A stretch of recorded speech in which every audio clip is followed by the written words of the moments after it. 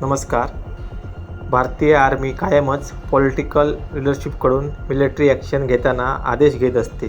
कारण भारतीय आर्मी संसदेला किंवा लोकांना थेट जबाबदार नाही आहे. तर आर्मीच्या प्रत्येक कारवाईसाठी भारत सरकारचे लोकाप्रती उत्तरदायित्व आहे. हाच फरक भारत आणि पाकिस्तानी सैन्याच्या कार्यपद्धतीत आहे. 31 ऑगस्ट 2020च्या रात्री 8:15 वाजता भारताचे army chief general Manoj Mukund Naravane यांच्या काळात जेव्हा चीनचे सैन्य 4 टँक आणि पायदळ घेऊन पूर्व लडाखजवळील सीमेच्या काहीशा मीटरजवळ आले असल्याची माहिती त्यांना उत्तर कमांडचे जोशी यांच्याकडून कळताच नरावणे दिल्लीत संरक्षण मंत्रालय, गृहमंत्रालय, अजित डोवाल, परराष्ट्रमंत्री एस जयशंकर आणि निगडीत प्रत्येकाशी आता पुढे काय यासाठी आदेश द्यावा म्हणून विचारणा केली. त्यांनी राजनाथ सिंह यांच्याशी बोलणी केली. राजनाथ यांच्याकडे नरावणे यांच्या सैन्यासाठी काय आदेश आहेत या प्रश्नाचे ठोस उत्तर नव्हते. हे प्रकरण जास्त गंभीर होते कारण भारत आणि चीन या दोहोत नो बुलेट्स ऑन बॉर्डर्स म्हणजे कसल्याही परिस्थितीत सीमेवर गोळी चालवायची नाही हा करार असल्याने आजवर अशी परिस्थिती कधीच उद्भवली नव्हती. उत्तरेतील भारतीय सैन्य चीनी सैन्यावर हल्ला करण्यास तयार झाले होते. ते फक्त आदेशाची वाट बघत होते.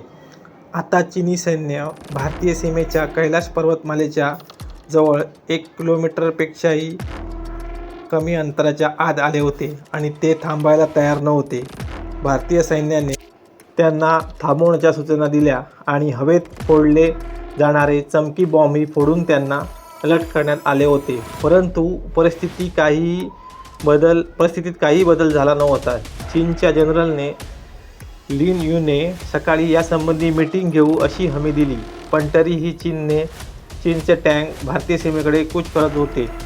पाकिस्तानच्या बाबतीत भारतीय सैन्याला उच्चस्तरीय सैन्य कमांड किंवा राजकीय नेतृत्वाकडून आदेशाची गरज भासत नाही आणि रोजच्या युद्धजन्य परिस्थितीत दोन्ही सैन्य असल्याने कसलाही करार जवळजवळ पाळला जात नसल्याने तिथे वेगळी परिस्थिती असायची. पण चीनच्या सैन्यावर जर गोळीबार केला तर चीनसोबत युद्धास तोंड फुटण्याची भीती होती. मिनिटाला परिस्थिती बदलत होती. चीनचे सैन्य थांबत नव्हते. राजनाथ सिंह राजकीय नेतृत्वाकडून आदेशाची वाट बघत होते. त्या गोष्टीसाठी कुठलाही आदेश न देताच पंतप्रधान आणि पूर्ण पॉलिटिकल लाईन ऑफ कमांडने सगळ्या गोष्टी नरवणे यांच्यावर ढकलून दिल्या होत्या. यासंबंधी घेतल्या जाणाऱ्या प्रत्येक निर्णयासाठी नरवणे जबाबदार राहिले असते. आर्मी कंट्रोल रूममध्ये वेगवेगळ्या पर्यायावर चर्चा होत होत्या आणि एक पर्याय रिजेक्ट केला जात होता. या गोष्टीचे वर्णन करताना नरवणे म्हणतात, माझ्या हातात त्यावेळी उकळलेला गरम बटाटा दिल्याची जाणीव झाली आणि यासोबतच जर मी कुठल्या चुकीचा निर्णय घेतला असता तर शेवटी माझेच हात भाजणार होते. अशा आशयाची प्रक्रिया त्यांनी पुस्तकात लिहिली आहे. आपल्या राजकीय नेतृत्वाच्या हतबलतेवर बोट ठेवणारी ही प्रतिक्रिया होती.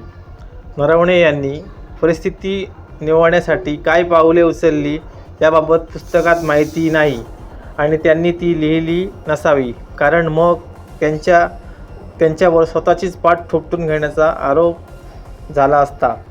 आता अशा गोष्टी उघड केल्यानंतर कुठल्या राजकीय नेत्यांना पुस्तक लोकांपर्यंत जाऊ न देण्याची इच्छा कशी होणार?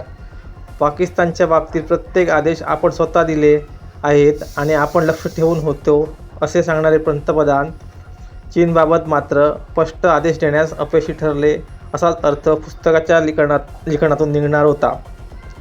2020च्या वेळी भारतीय कोविडशी झुंज देत होते.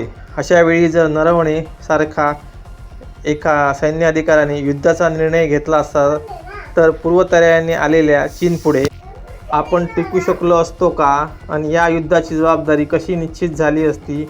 दरवेळी देशाच्या सुरक्षेविषयी प्रश्न विचारणे म्हणजे देशाच्या सैनिकावर प्रश्न उपस्थित करणे होत नाही. हे प्रश्न अंततः जबाबदार असलेल्या भारत सरकारला विचारले जात असतात. पण ही गोष्ट आता बाहेर बोलली गेल्याने संसदेत पटलावर आली नाही म्हणजे ती बाहेरच येऊ शकत नाही असे नाही. जन्मतारखेचा मुद्दा पुढे करून रिटायर होण्यास नकार देणाऱ्या भारतीय आर्मी चीफ जनरल व्ही.के. सिंह यांच्यासारख्या आर्मी ऑफिसरला मोदी सरकारने मंत्री बनवून भारतीय सैन्याला राजकीय पदांची लालूच लावलेली आहे. त्यामुळे इथून पुढे सैन्य अधिकारी सत्तेतील पदे मिळवण्यासाठी काहीही दावे करू शकतात आणि त्या दाव्यांपासून सरकार पळू शकत नाही. सरकारने अशा दाव्यांचे खंडन करायला हवे. सध्या तरी सरकार या विषयात पळ काढत आहे. त्यामुळे नरवणे यांच्या 4 स्टार ऑफ डेस्टिनी या आत्मचरित्राला छापण्याची परवानगी संरक्षण मंत्रालयाकडून मिळण्याची शक्यता कमीच आहे.